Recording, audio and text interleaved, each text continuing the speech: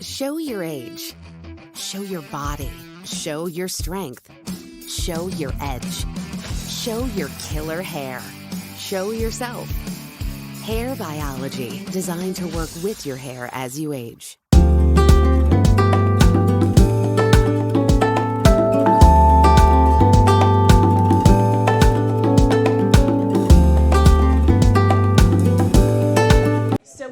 As Anne just explained, we have three really great experts, and I think they're excited to answer any of your questions. We're going to have a little brief talk from each one of them on their areas of expertise, and then we'll open the floor to a few questions. I know we have to be really careful about time.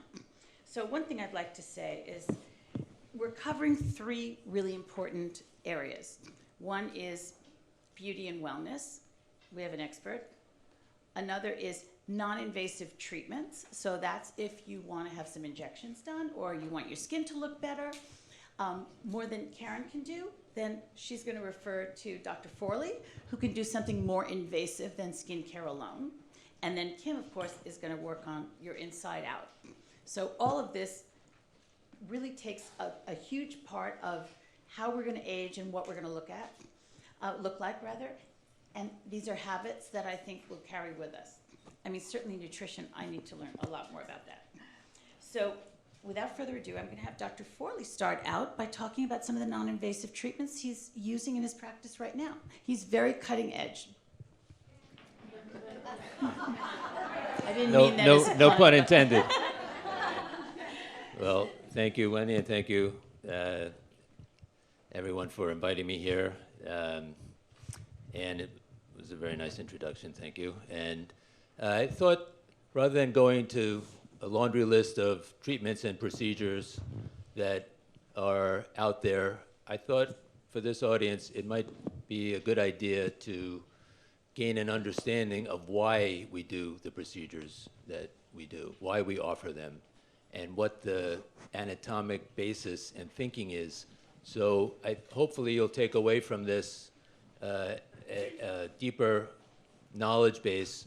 So if you choose to do a procedure or a treatment, be it surgical or non-surgical, you'll understand why that specific procedure has been either suggested to you, or if you read about something, maybe you'll understand or better whether it applies in your particular case. And so to begin with, as a plastic surgeon, of course, when I started my practice 28 years ago, hard to believe, the primary treatment that we had to offer was a surgical one, using a knife, a scalpel, to enhance whatever area of the body was of a concern to the patient. But as time has gone on, the procedures have evolved, and that's why you hear all about non-surgical, minimally invasive, or non-invasive treatments, because the so-called quantitative or volume removal of skin or tightening or mechanically lifting approach that surgery takes has now shifted to one that is what I like to call qualitative, meaning we're looking at quality more than quantity. We want the quality of the skin to improve. We want the quality of the relationships, the balance between the skin and the underlying layers, meaning the fat, the muscle, and the bone in some cases, to be restored to the youthful balance that exists when people are in their 20s and 30s. What happens, unfortunately, as we get older, late 30s, 40s, and up beyond, is literally we become unbalanced. The relationship between the skin and the fat changes. The fat deflates, it shifts, it comes down, and it no longer has a supportive role to support the overlying skin. Now, that wouldn't be the end of the world if the skin remained stable, but what happens is the quality of the skin declines. So the collagen starts to degrade faster than it is restored in terms of making collagen.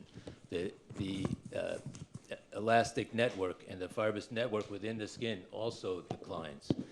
And we're talking about not just aging that's intrinsic, in other words, related to your genetics or your family history or your heritage, but also extrinsic factors that you may have been exposed to over time, meaning sun, your history of sun exposure, perhaps smoking, even pollution has been shown to affect the quality of the skin. And so what happens is, and this is a term that I think is effective if you think about it, there's what we call a dynamic discord. What that means is the relationship between the skin and the underlying tissues, meaning the fat and the muscles, changes as we get older. And what that means is when you're 20, you can crease, wrinkle your face at will. It's a crease, a wrinkle of choice. You smile, you frown, it's a wrinkle of choice. When you get older, you no longer have a choice. It's there, whether you like it or not. You can't unwrinkle the wrinkle. So that dynamic discord is what results in the aging changes that modern techniques, what I termed earlier, the qualitative aspects of aging, are trying to address. So we try to make that dynamic discord more like the balanced relationship of youth. Because what happens? When you have good collagen, you have good elastic, good fibrous tissue in the skin, like I said, it's a choice. You can smile, you can frown, you can animate, and you crease, but then it goes back to a smooth look. Why? Because the skin resists that muscle force. So if we can restore that, we can change many of the features of aging that bring people into my consultation room. So on that topic, let's talk about what's your first point of call? Like, let's say no one in the room has had anything done and they're bothered by some of the changes in aging, like we all are. What's your first point of call? What are you going to recommend to most patients? Is it an injection? Is it something for the skin? What do you use the most often as your tool of choice? So really, that's a good question, but it has, unfortunately, several parts Not to the a simple answer. It's not an easy answer. And the reason is because, in my hands anyway, my first approach is to make the diagnosis. As a physician, as a doctor, we're trained to make the diagnosis. That's true whether it's diabetes, hypertension, asthma, or aging, because everybody ages differently.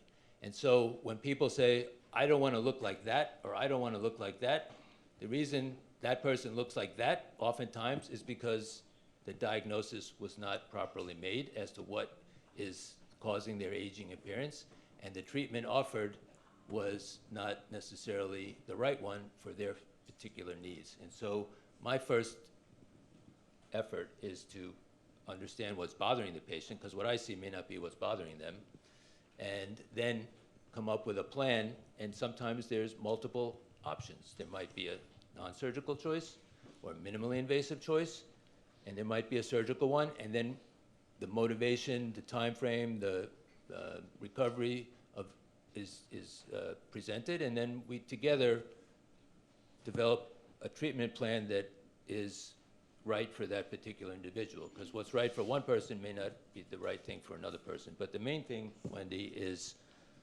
making the proper diagnosis, and in some cases, people sometimes will say, I don't want to look done. I don't want to look I don't want to look unnatural or be obvious. And that is always my goal and should be the goal. But sometimes there's a misconception that less invasive, lesser procedures that are non-surgical will result in a more natural look. Maybe that's true, but not always, because sometimes, paradoxically, what will benefit a patient most is a very well-performed, technically precise surgical procedure, rather than trying to mimic the surgery with overfilling a face, and then you have people, you've seen them walking around. I don't see anybody here, but outside, you see them overfilled and, caricatures essentially. Nobody looks like that normally.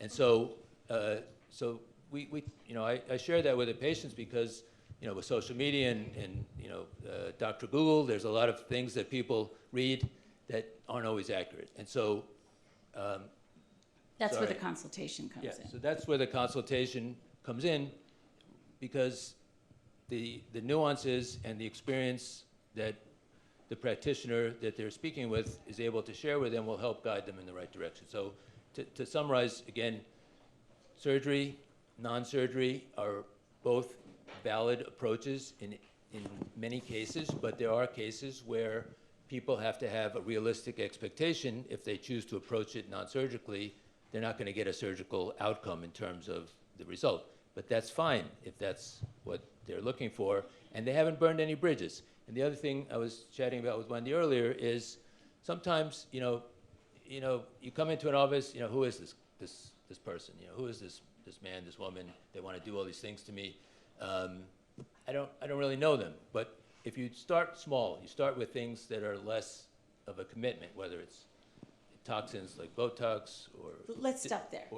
It is now, I would be remiss in my industry not to mention that it is Botox's 20th anniversary, which I thought was less than, I would have thought it was more because I feel like I've been having Botox for at least 20 years, but apparently I haven't. So let's talk about Botox, which to me is kind of a baseline treatment, and I know you have a lot of patients who will come in and that's where you're going to start them, or that's what they're most interested in. Yes, well, Botox, injectable fillers, they are minimally invasive treatments that have a very gratifying effect on lines, folds, deflation of the face. But what I was getting at earlier was that it allows you to understand the aesthetic of the doctor that's treating you and also gain confidence in their abilities to deliver what you're looking for. And once that level of confidence is established, the decision to go to a surgical approach when it's appropriate and the judgment that comes with that decision is much, I think, more reassuring to have that relationship than to decide on surgery, let's say if that's what would be most effective for a particular issue right off the bat. So those minimally invasive Botox are good entry points. It's an area, just for those who aren't that familiar with it, the way that it works is it blocks the receptor in a muscle of animation, primarily the upper third of the face, although there's some other areas that can be treated, to restore indirectly the balance I was speaking about earlier. You have less of that dynamic discord where you have a thinning skin, an overpowering muscle creating the lines. So if you approach it by decreasing the muscle forces, the skin will have a chance to relax. That's how that works. Excellent. Let's move on to Kim for the moment, and we'll come back and have some questions.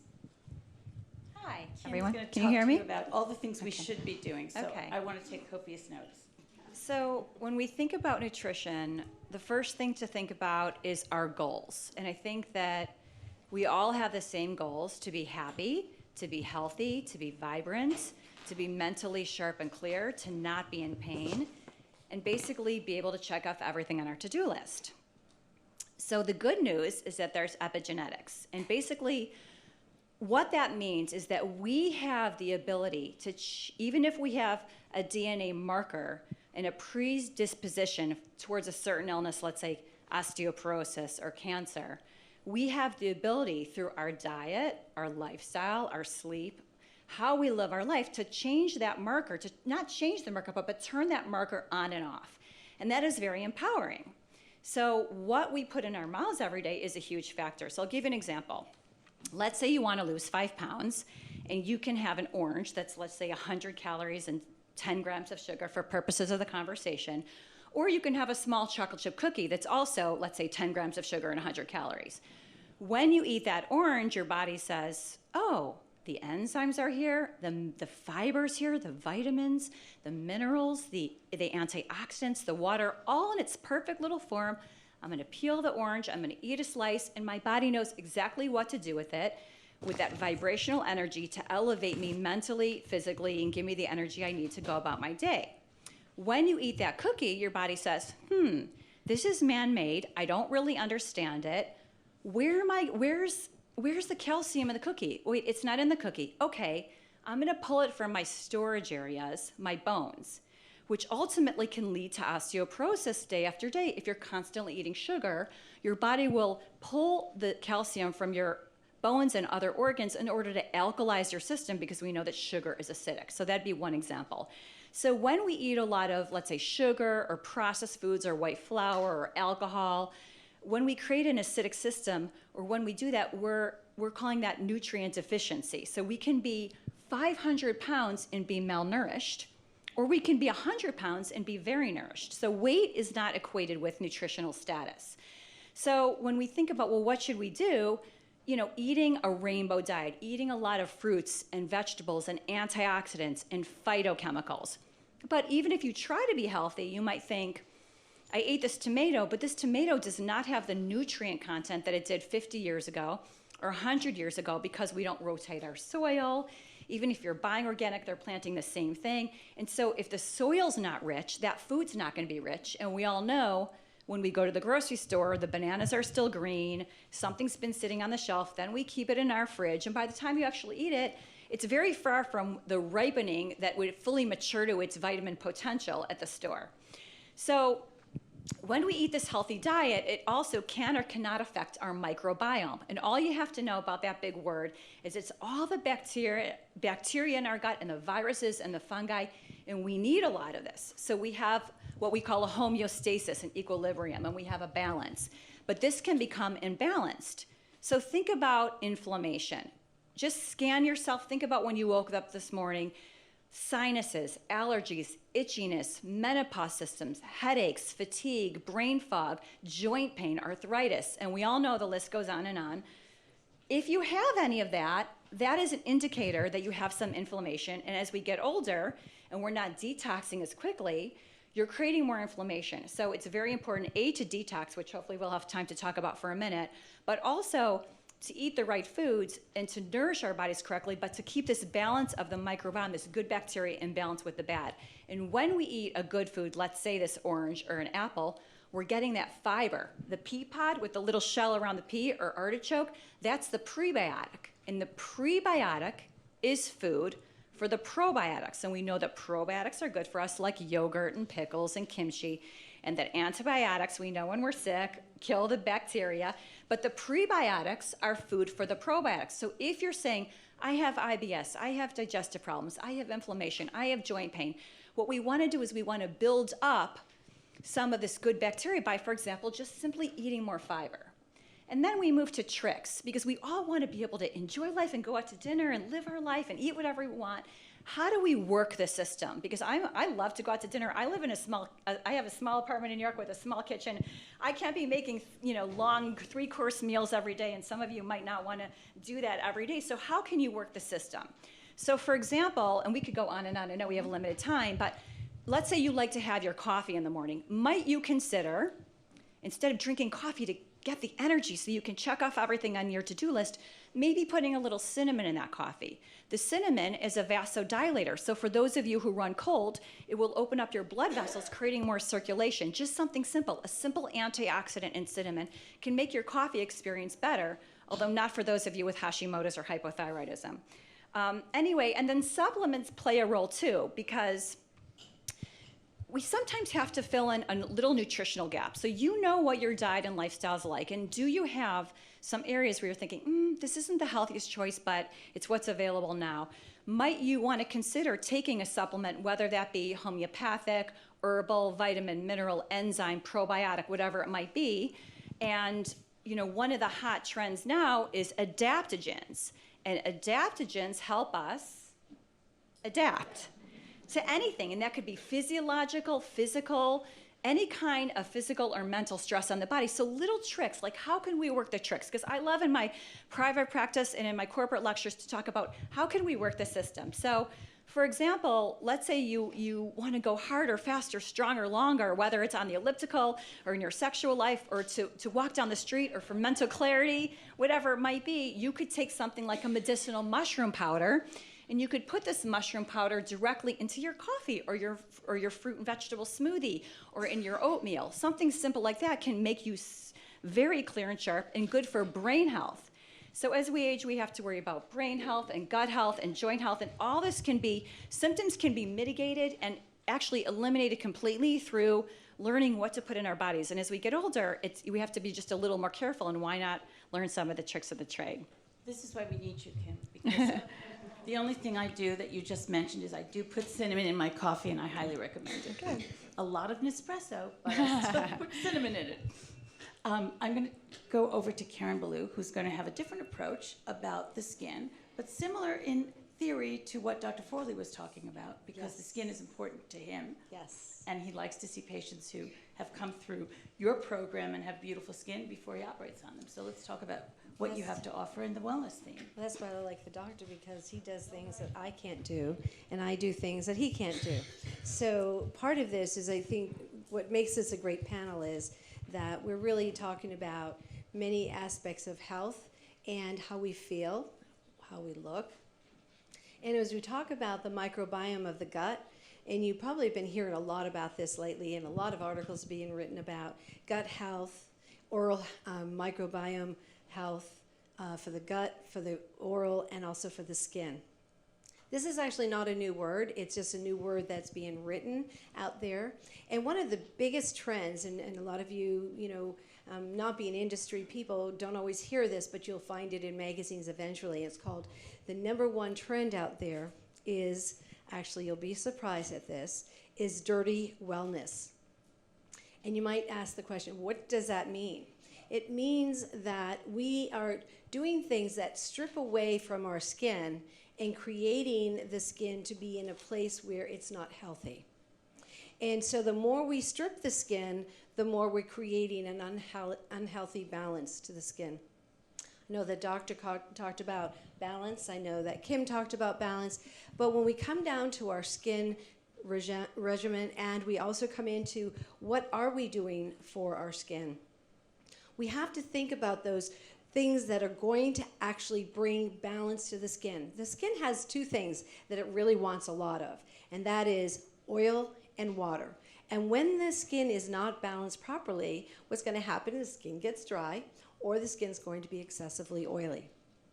When you strip that all away, you're going to find yourself or your skin getting more dry, or you're going to find your skin in a place where you're going to say, hey, I have more wrinkles than I had last year. I don't know why. Hydration is a really important part of the skin health. It's also very important to be looking at what you're doing to put on your skin, that also keeping in mind, skin is the largest organ of our body. So there is absorption going on, and that absorption that's going on and the receptors on the skin are affected by certain chemicals and do trigger certain things that happen.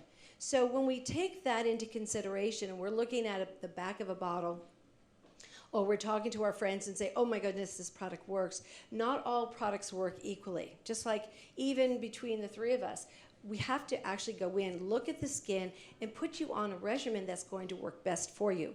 But most importantly is, to this conversation, is that we have heard a lot about anti-aging. Everyone has anti-aging out there. I just want to tell you, anti-aging, we're all going to get older. I just have to let you all know that, right? We all know that right now in this room. But, when we're 20, we don't like it. I know we don't like it. We don't like it. But that's why we have the doctor, right?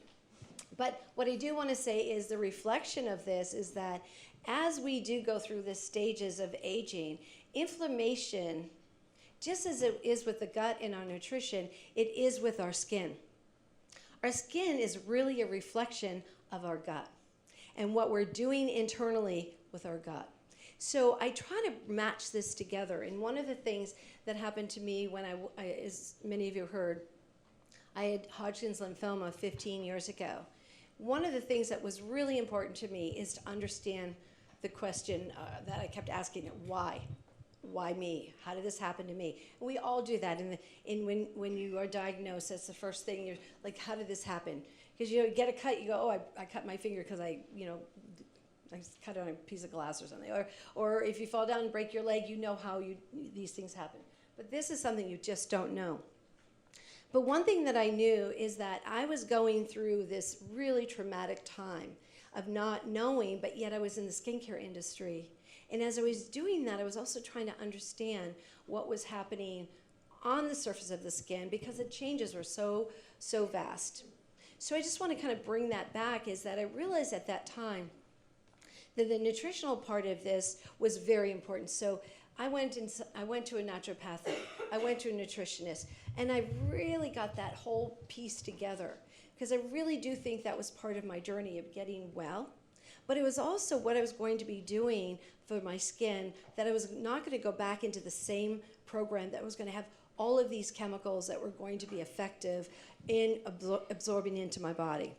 And I just want to say that there are a lot of chemicals that do go into a woman's body, between cleaning agents to our products that we have out there in the marketplace. And so there's anywhere between 150 to 200 ingredients, and many of them can be very toxic for the body. So we have to do a little better looking and reading those ingredients when we're going and picking up a product and we're going to put that on our skin. But I do want to say this, is that going back into the health of it is what are those ingredients? Why natural we think doesn't work. And this is probably the biggest thing that happened for me, is I understood the consumer's looking for things that work. They're looking for effective ingredients. That's why glycolic was invented. Salicylic is used out there, because these are ingredients that do things to help change the skin, push the collagen topically. And so therefore the fillers came in, and the doctor was able to do things that we can't do in the aesthetic world. And it was through that combination of my illness and my studying, what I always say is that I take seed to molecule, molecule to market, because I want to understand what those seeds are going to do, so that I understand how it's going to be effective on the skin. So through that whole process of the microbiome, not stripping the skin and taking away, and in those days when we used alcohol on the skin, witch hazel on the skin, we're taking everything off. We need that microbiome to be safe. We do need a little bit of dirt, and that goes back into the dirty wellness. If we could roll around in dirt in our life right now, it would be great for our skin. It would be great for it would be great for our microbiome, because what we're doing is many times we're stripping away those microbes that we need for healthy skin. We need a balance of healthy, and we need a little bit of that bacteria too, not to create acne, but one to give the skin the safety factor. Just like in the gut, we have prebiotics and probiotics now, and we're doing things that are creating a healthier gut for ourselves. So we're in this place now with skin to do the same thing, is to look at those ingredients that are going to be safe for our skin and be absorbed into our body. And I know the biggest factor out there is, does natural work? And I always say, why can't natural be luxurious, and why can't luxurious be natural? And the reason for that is that I felt as though that I could find ingredients that could be fermented, which is what I've done, things that are cold pressed, and things that are going to absorb. So we call it adsorption and absorption at Immunocologie. It means we're pulling into the skin and we're pulling out of the skin. We talk about detoxing. We can detox that skin. Just like we can detox our body, the skin can be detoxed as well. So the combination, of course, as I said earlier today, I can talk about skin also, like the doctor probably in the sense, for a long time. But I do want to just focus in on those very specific, don't be afraid to use products that are not only going to be in that category of healthy for your body, which is why I developed Immunocologie, but more so it's about what is healthy for the skin is healthy for the body. So you want what's going on in your skin to be healthy for your body. And that's the part that's most important for me to share with everyone here, and making sure that that microbiome is not stripped away with all of those natural oils and water. You want some of that on there, though. You want some of those microbes on there so that your skin will be balanced. Thank you so much. I feel like that's been a huge trend in skincare now, yes, with facial oils, which is something I would never have dreamed of putting on my face years ago, but now that's so in vogue, and you're so up to date on all the new creations. Yeah. Even the new ingredients startle me. Well, I was going to say, one of the things that's fascinating for me is in our particular oil, we actually have the mega vitamins 3, 6, and 9 in there. And the nut that we get it from is from the desert date tree in Africa. And it's like one of those things like, really? In Africa? But it's this nut, this desert date tree that has an incredible nut. And the nut has the seed that actually creates the oil. It's an oil. They actually use the oil in Africa. I'm using it now in our products because it absorbs so beautifully and gives the skin those omega vitamins. And that's something we need. We need that antioxidant for the skin. We need to help with the free radicals. As the doctor said, pollution does create problems with the skin. So that's something that we're trying to do topically, because inwardly we also need to sort of balance it. I call it the merging of the two, and then it's also what we want to do to perfect that is we go to the doctor to have him perfected. Because what I do is every day, what he does is going to be there every day, but you need something to what I say, complete the circle. It's fascinating to me that the three of you have very simpatico philosophies about all of this. I know you wanted to talk, Kim, a little bit for us about how do we detox. Yeah. So one of the best things you can do from a beauty standpoint for your skin, but also for your mental clarity, to feel like a reset, to feel sharp and clear, or maybe let go of a few pounds that you're holding on, or bring down that inflammation if you're feeling pain somewhere, is to do a detoxification process. And there are hundreds of ways to do this. So don't let any doctor or nutritionist or naturopathic doctor ever tell you that there's only one right diet or one way to do something.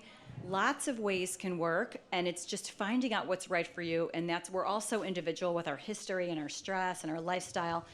But many ways, a few of the ways that you can detox as a reset, to reset everything. One would be, I'm sure maybe perhaps you've heard of intermittent fasting. And all this means is that you take a certain amount of your day or your week or your month out, and you stop putting food in your mouth for a certain amount of hours.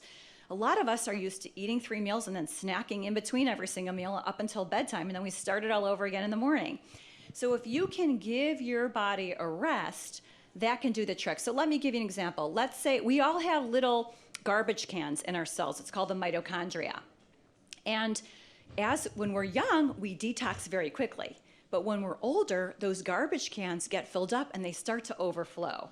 So what we want to do is we want to empty our little garbage cans, and then we're going to feel fresh and clear and cognitively alert. And the way we do that is, one, give your digestive system a rest, whether it's juicing, just a little bit, or stop putting a lot of food in your body, sometimes even the healthy food, so that your digestive system says, okay, I'm taking a little break. Now I can work on detoxifying my liver and my kidneys and my skin and my organs. Another way to do it is a very simple exercise, steam, and sauna, whether it's infrared sauna or any kind of sauna. Why? It makes you sweat. When we sweat out excess hormones, excess salt, excess toxins, heavy metals, all the things we don't want. So if you're someone who doesn't like exercise, good news. You can sit in the sauna or steam and get that out of your body too. And your skin will be glowing after. So you can detox that way. You can detox through intermittent fasting. Or the easiest way is to do what we call an elimination diet. And that's having some expert, or maybe you can do it yourself, look at what you're actually eating throughout the week and say, I don't think this one food or this type of food is maybe working ideally for you right now. I think it's causing you a little bit of your problems. Let's take out this one food or this one little category. For some people, it might be gluten. For some people, it might be dairy. For others, it might be sugar or fried food or animal foods or alcohol. You can figure out what it is for you. We take that out and we do a little reset. So a lot of people take it strict and they take out everything and then slowly add things back on, or they do one at a time. So there are many ways to detox in order to help you get a reset. I feel like my favorite detox is shutting off my devices, although it doesn't last very long. Dr. Forley, I wanted to ask you what you think are the biggest trends right now in aesthetics. I know we're not talking about surgery, but I know there are a lot of new fillers out. I think you're using the RHA and have been happy with that. And we also have a possibility of a new neurotoxin coming out probably next year. That's correct. So I think as I was mentioning earlier, we've evolved over time in terms of our concepts and understanding. And fillers initially were used as volumizers to essentially restore contours, add volume, camouflage some of the concavities that are produced by the descent of the fat compartments of the face and the skin, creating folds, gels, so trying to hide these things, the flattening of the cheek. So what Wendy's alluding to is the concept now of density in the skin. So there's a new version of hyaluronic acid filler that's actually made in Switzerland. We're going to be having it in our office any week now. It's been FDA approved, but it's called Redensity. And basically what we're doing is, as I was saying earlier, trying to restore that balance so that when the muscle contracts, the skin can resist, so that the balance is back and the wrinkles will then not be produced by that imbalance of forces, a weak skin with a forceful muscle. So that's the concept of the Redensity filler. And there's some other approaches which we can talk about if you're interested later in the wine reception, but some other fat, nanofat is a concept where fat is emulsified to get the growth factor stem cells related factors that will also improve the quality of the skin organically, essentially, by using your own fat. And then what is new on the horizon was also FDA approved and will be here at some point, I think later this year, is the same company that's making this product called Redensity, is a different toxin that is longer lasting, more or less twice as long as the current available toxins like Botox. It's called Daxi, and it will work in a similar way in terms of blocking the contraction of muscles, but it will last for more or less 8 or 9 months, or maybe even a bit longer. And so the three, if you're familiar with the three toxins we currently have, Botox, Xeomin, and Dysport, they all actually are the same toxin. It's the same. It's just that they're formulated a little differently with proteins, et cetera. This is a different toxin, and that's where the longer, greater longevity will come in. So that's good news, so that our patients will be able to have a longer lasting result, won't have to spend as much money as frequently, and come in for other treatments that they might be interested in. Now, I'd like to open up the floor. We have a few minutes left. I know we're tight on time. And do you have any questions that you'd like to ask our panel? I see a hand over there. Hi. Barely. Thank you, everyone, for being here. I'm Diane. Doctor, I have a question for you. I heard of a procedure. I can't think of the three initials of that it is, but it's where they take your blood. A PRP, PRP, thank you. platelet-rich plasma. What is your feeling on that, or your opinion? Yes. So. For your skin. For your Right. skin. So the PRP, it basically is a mechanism to derive growth factors from the platelets, platelet-derived growth factors, and products that will, or components that are in their blood that will stimulate a improvement in the skin quality and the collagen. In some cases, there's claims that it will trigger thickening of the skin. I think there's a role for it. I think that the evidence for some of the claims that are made is not all there yet, but I think it's an interesting approach that, again, is trying to deal with this qualitative aspect and degradation of the skin in a way that's triggering a thickening and an improvement. So I think there's a role for it. I think it's still, in my mind, some of the evidence data that would make me use it routinely is not quite there yet, but I think it's developing more and more data based on its expanded use, and I think we'll know more as that unfolds. One more question, and then I think Anne is giving me the evil eye that we need to stop. Go ahead, yes, you. I have a 27-year-old niece who's beautiful, and I got a little mad at her when she called me and told me she had gotten cheek fillers and some different things on her face, and I was so upset because I was like, gosh, you're only 27 years old. And so, but what she was told, and also Botox, that from these people that are doing it, that it's preventative, that as just the earlier you start with this stuff, probably the better. And I kind of had an issue with that.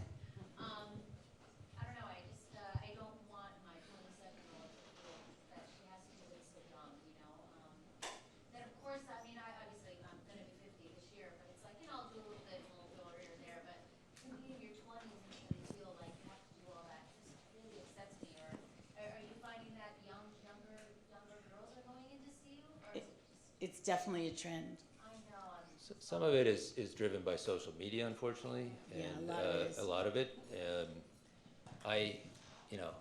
I have no hesitation saying no to people. I mean, sometimes people will go into an office, and the fact that they're a warm body in the chair, they're going to have something done. In my office, you can talk to my patients. That doesn't mean I'm going to do something just because they're sitting there. However, having said that, some things are done for basically enhancing a feature that's not necessarily related to aging, but may be related to just the growth and development of that individual, whether it's thin lips or wanting a different contour. But there has to be an understanding of why it's being done, both by the patient and also the treating practitioner. But to say that it's preventative, I mean, that's a concept that's been bandied about. I'd say I would ascribe to that a little more with trying to prevent the onset of deepening lines and wrinkles that Botox does. Not to say we should, start at too soon, but it's always at a point where lines start to appear. You can prevent them from getting worse when they're harder to treat. But really, fillers aren't going to prevent. Those are a temporally related phenomenon of volumizing and filling, or in some cases, like I was saying, improving the skin. But again, each case has to be taken a case-by-case basis, the motivations of the individual, and trying to delve into the this whole competing world of TikTok, social media, everything that influences these so-called influencers who have really no background in influencing other than that they have so many followers, but they convince people to do things. And so you have to be very careful with that. Thank you. I think our time is up, but Bryan, are you going to stay for a while? I know you are. Kim?